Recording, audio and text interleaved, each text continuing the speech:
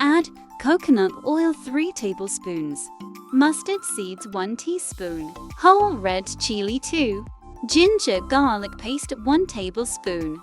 Sauté for 2 to 3 minutes. Green chili 2 chopped, onion 1 large sliced. Sauté onions until translucent. Turmeric powder ½ teaspoon, red chili powder 1 teaspoon, coriander powder 1 teaspoon, pepper powder ½ teaspoon. Sauté for 2 to 3 minutes. Tomato 1 medium sliced, add salt to taste. Stir for a minute. Water ½ cup. Mix well. Cover it and cook on medium heat for 4 to 5 minutes.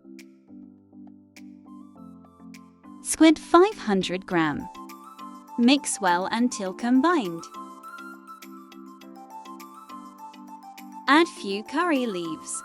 Cumin powder ½ teaspoon. Stirring in between. Cover and cook on low to medium heat for 10 minutes. Once it is cooked, open the lid and roast for a few more minutes until it turns dry. Squid roast is ready to serve. Enjoy!